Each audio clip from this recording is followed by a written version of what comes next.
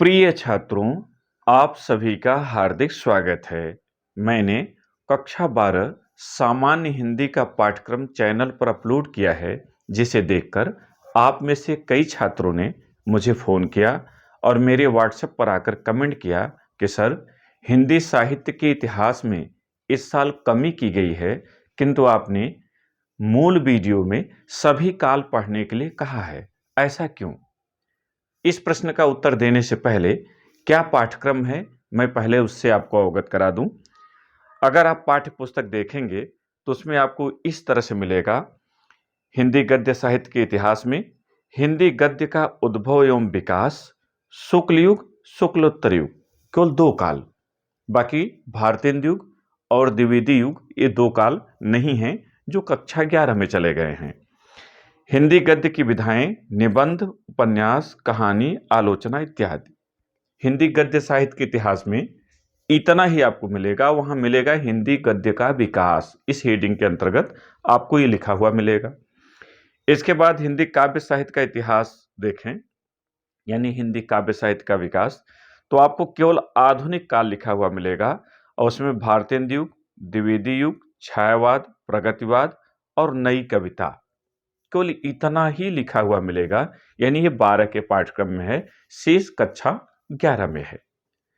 अब प्रश्न जो आपका था कि हमने सभी काल पढ़ने के लिए क्यों कहा, तो उसके 2 कारण हैं।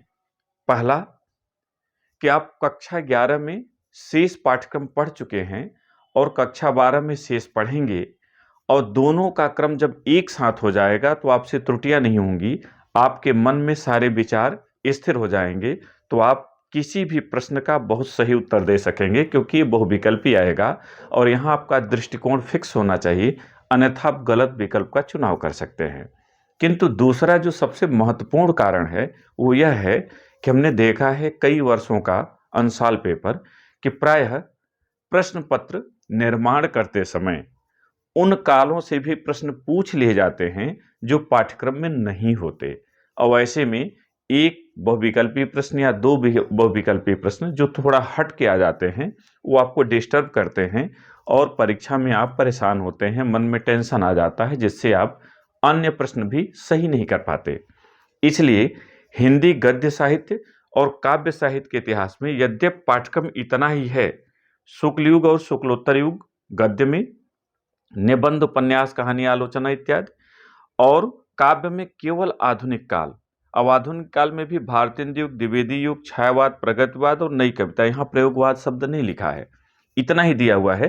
किंतु आप काव्य और गद्य दोनों साहित्य के इतिहास में सभी काल पढ़े, भारतेंदु, द्विवेदी, शुक्ल, शुक्लोत्तर, और इधर आदिकाल, भक्तिकाल, रीतिकाल और आधुनिक काल, इन सभी का अध्ययन करें, जिससे आपका मस्तिष्क बिल्कुल स्थिर हो और बहुविकल्पी प्रश्नों का आप सही उत्तर दे सकें।